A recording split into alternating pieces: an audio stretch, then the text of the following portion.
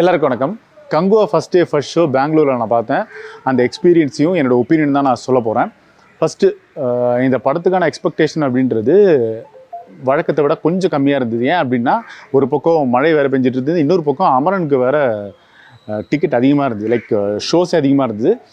அதன் காரணமாக இதோட எக்ஸ்பெக்டேஷன் பெரிய அளவுக்கு இல்லை.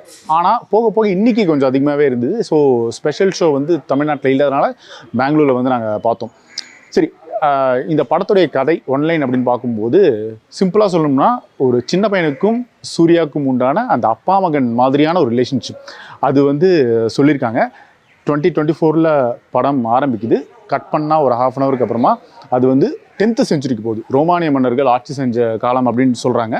அதையும் இதையும் கனெக்ட் பண்ணுறாங்க. அந்த ரோமானிய மன்னர் ஆட்சி செஞ்ச அந்த காலம் இருக்குல்ல, அங்கே வந்து நிலப்பரப்பாக ஒரு 5 பிரிவுகளாக மக்கள் வாழ்ந்துட்டு வராங்க. அதில் ஒரு பிரிவு தான் சூர்யா, அந்த இனத்துடைய தலைவனாக இருக்கார்.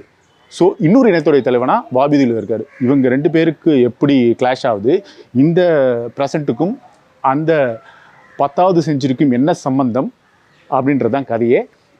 இதுதான் ஒன்லைனே. ஸோ இந்த படத்துடைய முதல் ப்ளஸ் பாயிண்ட் என்ன அப்படின்னு பார்க்கும்போது, சந்தேகமே இல்லாமல் சூர்யா தான். ரொம்ப சாதாரண சீன் கூட அவரால் தான் பல இடங்களில் எலிவேட் ஆகுது.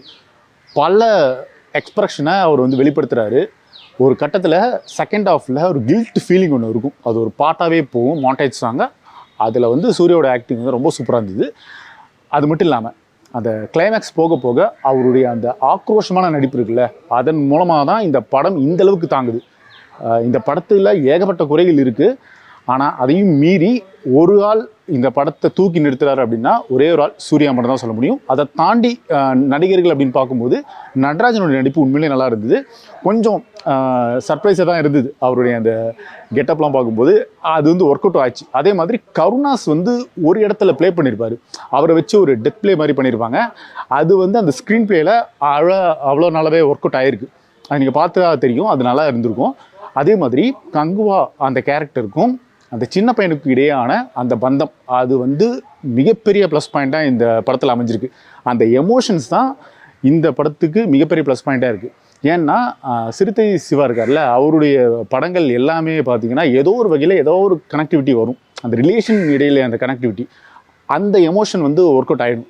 அதே மாதிரியோட எமோஷன் இதுலேயும் ஒர்க் அவுட் ஆகிருக்கு. பல இடங்களில் அந்த இன்டர்கட் மூலமாக சூப்பராக காட்டியிருக்காங்க.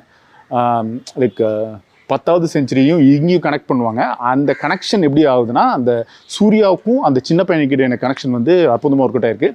இதில் வர அடுத்த மிகப்பெரிய ப்ளஸ் பாயிண்ட் அப்படின்னு பார்க்கும்போது, இந்த படத்துடைய டீம் ஒர்க். டெக்னிக்கலாக இந்த படம் வந்து செம்ம ஸ்ட்ராங்காக இருக்குது.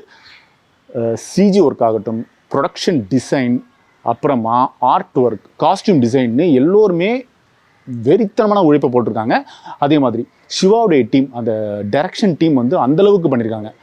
எது ஜூனியர் ஆர்டிஸ்ட், உண்மையான ஜூனியர் ஆர்டிஸ்ட் எது சிஜி அப்படின்ற மாதிரி தெரியாத அளவுக்கு பண்ணியிருக்காங்க. முக்கியமாக அந்த 5 நிலப்பரப்பை காட்டுறாங்களே, அந்த 5 நிலப்பரப்புக்கும் கேமரா ஒர்க் வந்து அவ்வளோ சூப்பராக ஒர்க் அவுட் ஆகிருக்கு. அந்த டெக்னிக்கல் டீம் வந்து மிகப்பெரிய பலம். ஸோ அந்த நிலப்பரப்புக்கு ஏற்ற மாதிரி டோனை மாற்றுறாங்க. அதெல்லாம் வந்து உண்மையிலேயே நல்லாயிருக்கு. இந்த படத்துடைய இன்னொரு ப்ளஸ் பாயிண்ட், செகண்ட் ஹாஃபில் வர்ற நிறைய சீன். ஒரு போர் காட்சி வரும், ஒரு ஸ்னோவில் வந்து ஒரு ஃபைட் வரும். அதில் வந்து ஒரு கூஸ்பம்ப் சீன்லாம் இருக்கும். பெண்கள்லாம் சண்டை போடுற மாதிரியான ஒரு சீன். அது ரொம்பலாம் ரிவீல் பண்ணல, நீங்கள் பாருங்கள். அது வந்து நல்ல ஒர்க் அவுட் ஆகிருக்கு. இது எல்லாத்த விட இன்னொரு ப்ளஸ் பாயிண்ட் அப்படின்னு பார்க்கும்போது, செகண்ட் பார்ட்டுக்கான லீடை ஒரு கேரக்டரை வச்சு பில்ட் பண்ணியிருக்காங்க.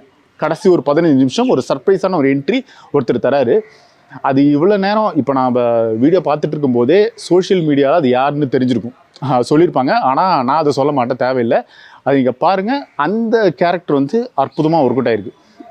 சரி, இவ்வளோ ப்ளஸ் பாயிண்ட் இருக்கிற இந்த படத்தில் மைனஸ் பாயிண்ட் அப்படின்னு பார்க்கும்போது, முதல் மைனஸ் பாயிண்ட் ஸ்க்ரீன் ப்ளே தான்.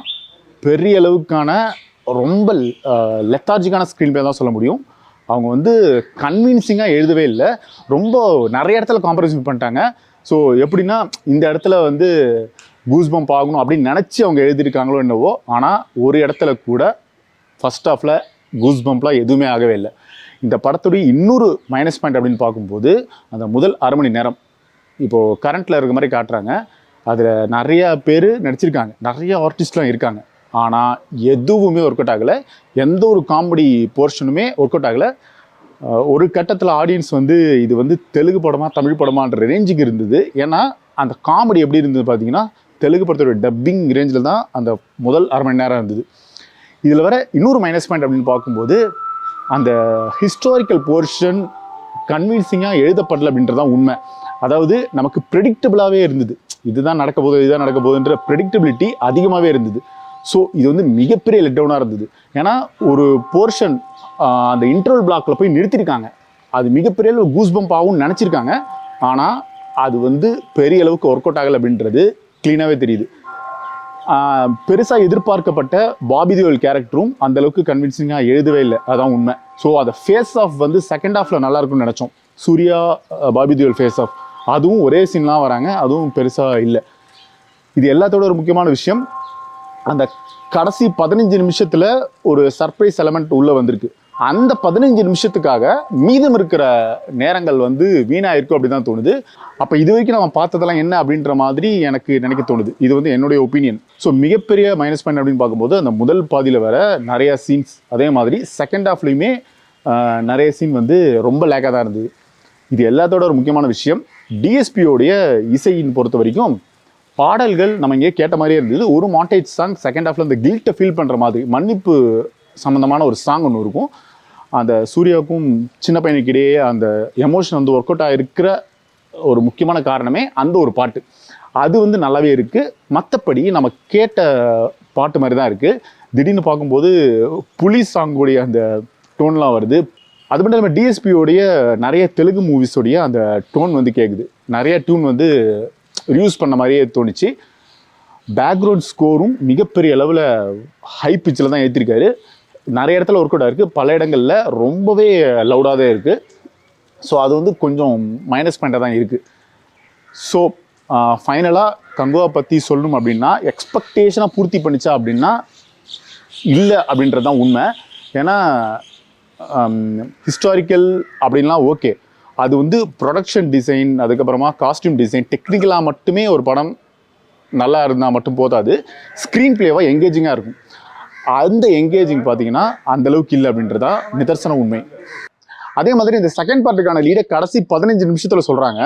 அது மட்டுமே ஹோல் மூவியில் கொஞ்சம் எங்கேஜிங்காகவும் சர்ப்ரைஸாகவும் இருந்தது. ஆனால் மறுபடியும் சொல்கிறது தான், அந்த 15 நிமிஷத்தை தாண்டி முன்னாடி பார்த்ததெல்லாம் என்ன அப்படின்ற மாதிரி தான் இப்போ கேள்வியாக இருக்குது. ஸோ செகண்ட் பார்ட்டில் அவங்க என்ன சொல்ல போகிறாங்கன்ற ஒரு க்யூரியாசிட்டி இருக்குது. ஸோ அந்த செகண்ட் பார்ட்டுக்காக மட்டுமே இந்த ஃபஸ்ட் பார்ட் வந்து ஏதோ ரொம்ப லெத்தார்ஜிக்காக எழுதப்பட்ட மாதிரி ஃபீல் ஆகுது.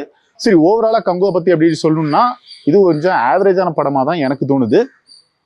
கன்ஃபார்மாக என்னுடைய கருத்தும் உங்களுடைய கருத்தும் மாறலாம். அப்படி மாறினாலும் நீங்கள் இதை பதிவு பண்ணுங்கள். நீங்கள் இந்த படத்தை பார்த்துருந்தீங்கன்னா கமெண்ட் செக்ஷனில் சொல்லுங்கள். இது ஒன் இண்டியாவுக்காக ஆனந்தன்.